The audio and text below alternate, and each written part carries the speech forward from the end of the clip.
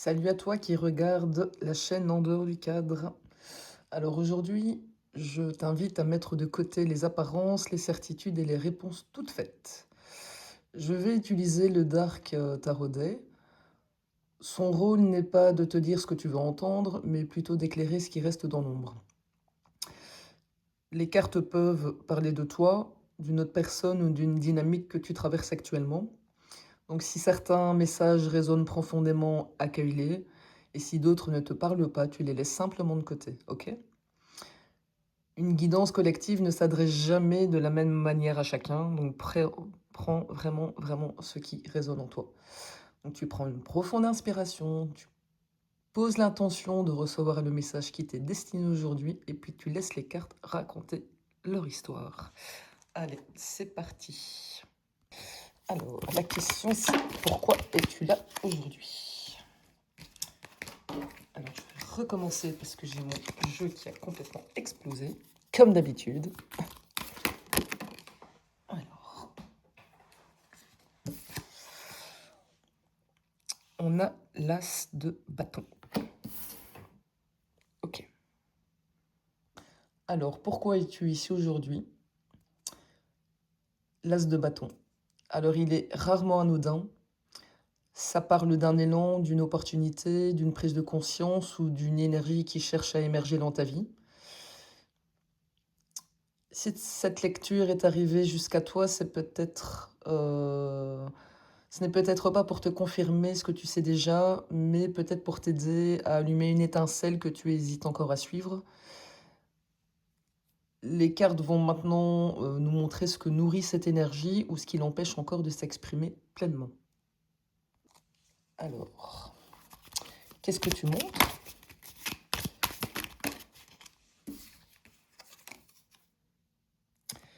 Le 9 d'épée.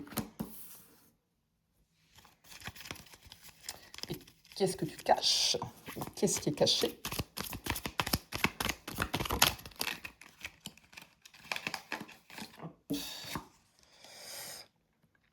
Le 10 d'épée. Ok. Alors, donc au sommet de la pyramide, on a l'as de bâton qui nous montre un nouveau chapitre qui cherche à s'ouvrir dans ta vie. Les cartes d'en dessous nous montrent pourquoi cette énergie n'a peut-être pas encore pris toute sa place. Le 9 des épées parle des peurs, des nuits où tu rumines, des scénarios que tu tournes en boucle dans ta tête. Il présente aussi les blessures qui continuent d'influencer ton regard sur le présent. Avec le 10 des épées, là on annonce une fin qui est parfois douloureuse mais surtout inévitable. Comme quelque chose qui est arrivé à son terme, ça peut être une croyance, une relation, une manière de fonctionner ou une période de ta vie qui ne peut plus continuer comme avant. Ce qui est assez intéressant, c'est que l'as de bâton qui est au-dessus de ces deux cartes disent un peu, oui, il y a un nouveau départ possible, mais il pourra réellement prendre forme que lorsque toi, tu accepteras de laisser mourir ce qui appartient déjà au passé. Alors, c'est quoi l'origine de cette situation? Je vais la chercher sous mon canapé. Hop. Alors, l'origine de cette situation, la mort. Ok.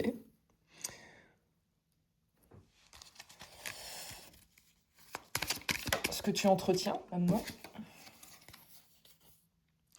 On a le roi de bâton. Et ce que tu ne vois pas.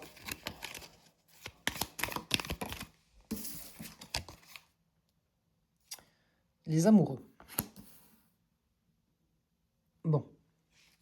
Attends, je vais d'abord remettre ma carte en bonne forme. Voilà. Donc, contrairement à ce que son nom peut laisser penser, la carte de la mort parle avant tout d'une transformation profonde. Il y a quelque chose qui a changé ou qui aurait dû changer. Il y a une page qui s'est tournée volontairement ou pas. Et cette transformation, c'est un peu la racine de ce que tu vis aujourd'hui.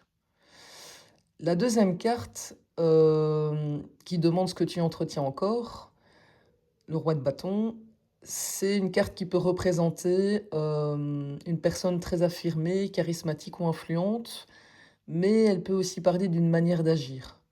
Donc peut-être, est-ce que c'est toi qui continues à donner de l'énergie à une dynamique, à un projet ou à une relation, ou même à une personne qui occupe encore beaucoup de place dans ton esprit? Les cartes suivantes préciseront laquelle de ces lectures est la plus juste, bien évidemment. La troisième carte, celle des amoureux, donc ça c'est la carte qui montre ce que tu ne vois pas encore. Alors c'est une carte qui ne parle pas uniquement d'amour, ça évoque aussi les choix, les valeurs, les alliances et les chemins qui peuvent s'offrir à toi. Il est fort possible qu'une décision importante soit en train de se dessiner ou qu'une relation joue un rôle plus déterminant que tu n'imagines. Ce que tu crois être un problème pourrait en réalité te conduire à un choix qui va définir la suite de ton parcours. Alors ce qui ressort ici est quand même très intéressant. Il y a un nouveau départ qui cherche à émerger, mais il repose sur une transformation déjà engagée, peut-être que tu ne vois pas. Pourtant, une énergie ou une personne continue de retenir ton attention, alors qu'en arrière-plan, mais les cartes montrent qu'un choix essentiel est déjà en train de prendre forme. Ah, c'est intéressant ça. Attends, je vais recadrer un peu. Alors maintenant, on va aller voir tes peurs. Tes peurs par rapport à tout ça. Alors, on a le 4 de coupe. Ok. Attends, je vais juste pousser un peu parce que... Voilà. Sinon, on n'aura pas de place. Les intentions en jeu. Quelles sont les intentions en jeu dans ce tirage? Allez. Alors, on a le chariot. Ton pouvoir là-dedans. Qui a volé toute seule là. Alors, on a le 2 de bâton. Et quel est ton premier déclic? Je vais la chercher de nouveau sous le canapé. Hop. On a l'empereur. Ok. Attends, je vais mettre un peu d'ordre dans tout ça. On n'aura vraiment pas de place. Je vais essayer. Voilà. Hop. Ok. Alors, ce niveau de la pyramide révèle ce qui se joue ici en profondeur. Donc, la première carte représente tes peurs. Le 4 de coupe. C'est une carte qui parle d'un repli sur soi, d'une déception, d'une lassitude. Il est possible que la peur ne soit pas l'échec, mais celle de revivre ce qui t'a déjà blessé dans ton passé. À force de regarder ce qui n'a pas fonctionné, parfois, il nous arrive de ne plus voir ce que la vie continue à nous tendre. Les intentions en jeu sont représentées ici par le chariot. Il y a une volonté d'avancer, de reprendre les rênes ou de faire évoluer une situation. Cette énergie cherche un mouvement. Selon le reste du tirage, ce sera peut-être ton énergie ou celle d'une autre personne, mais une chose est sûre, il y a quelque chose qui refuse de rester immobile. Ton pouvoir ici est symbolisé par le 2 de bâton. Ça, c'est une carte de vision et de choix. Donc, elle te rappelle que tu n'es pas condamné à subir des événements. Tu as la capacité de regarder au-delà de ce que tu connais déjà, d'envisager une autre direction et de décider consciemment de la suite. Ton véritable pouvoir réside dans ta capacité à choisir ton chemin. Et le premier déclic est représenté par l'empereur. Alors celle-là, elle t'invite à retrouver une structure, une stabilité, une autorité intérieure. Ce déclic ne viendra peut-être pas d'un événement extérieur, mais du moment où tu décideras de reprendre pleinement ta place, de poser tes limites claires et d'agir en accord avec tes valeurs plutôt que sous l'effet de tes peurs. Ok? Donc depuis le début de la pyramide, il y a quand même un beau fil rouge qui se dessine. L'as de bâton annonçait un nouveau départ, la mort montrait qu'une transformation était déjà en cours, les amoureux parlaient d'un choix, et maintenant l'empereur vient conclure cette étape en rappelant que ce choix ne pourra porter ses fruits que si toi tu assumes pleinement ton pouvoir personnel. Et ça, c'est une progression que j'aime particulièrement. Allez, on continue. Alors, qu'est-ce que tu dois abandonner? Qu'est-ce que tu dois abandonner? Tu dois abandonner le 4 d'épée. Ok. Qu'est-ce que tu dois protéger, par contre? Attends, parce que j'ai mon jeu qui me glisse des mains, comme d'habitude.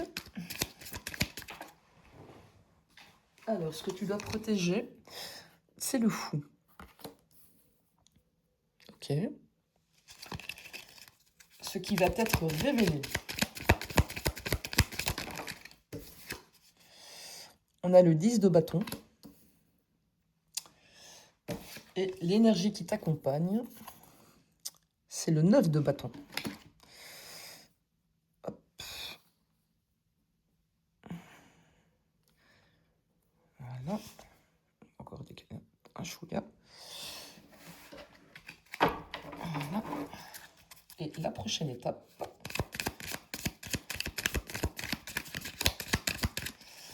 c'est quoi la prochaine étape? On a l'as de pentacle. Ok. Attends, je vais essayer de cadrer un peu. Et je vais essayer de dézoomer pour la dernière ligne. Après, en espérant que la vidéo ne se coupe pas.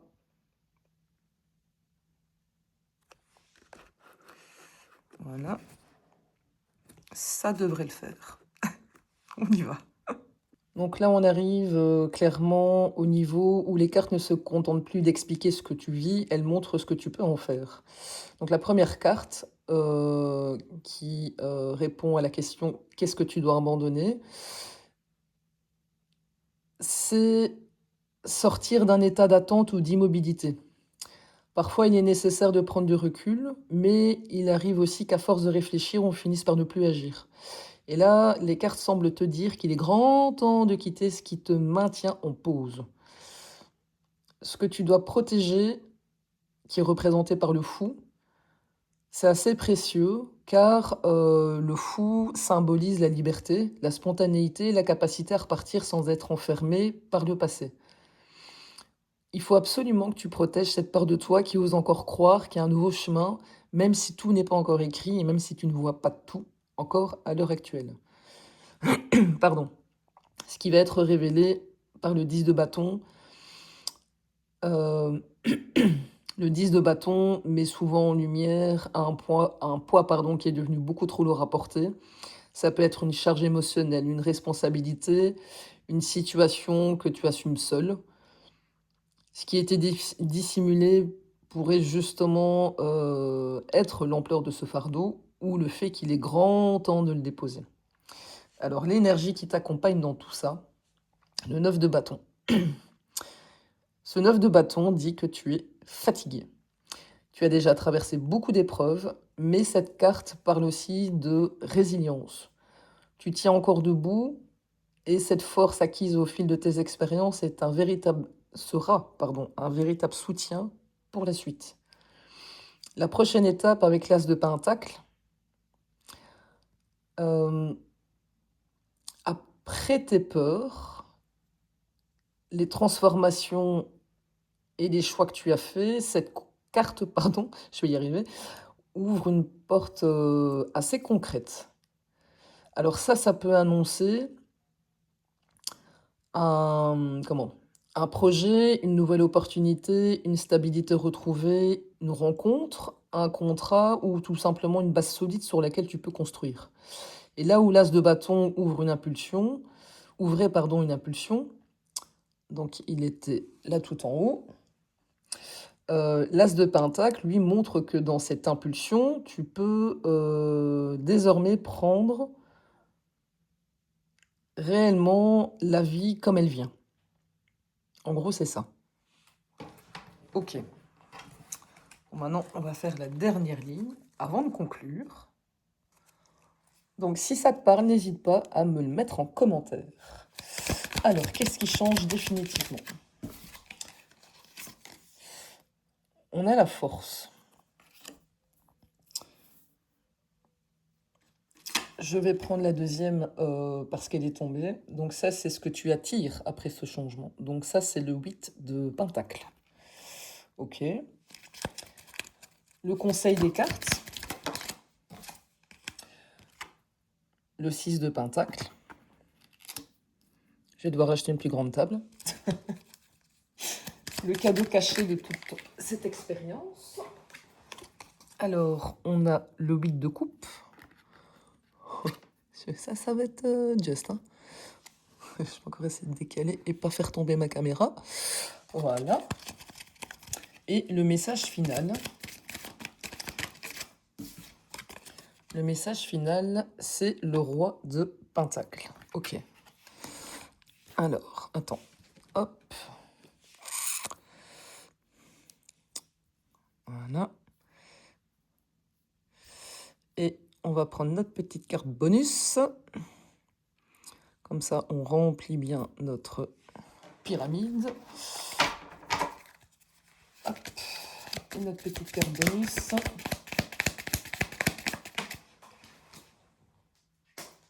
Hop. Alors, on a le roi de coupe. Ok. Attends, je vais tenir ma caméra comme ça pour éviter qu'elle se casse la figure. Parce qu'elle est vraiment en équilibre sur le bord de la table. Ça va aller. Alors, ici on arrive donc à la base de la pyramide. C'est ici que les cartes nous montrent ce qui reste lorsque tout est tombé. Lorsque tout le reste est tombé, pardon. Ce qui change définitivement, donc la carte de la force, ça ne parle pas de domination, mais plutôt de maîtrise. Il y a quelque chose en toi qui devient beaucoup plus stable, beaucoup plus apaisé.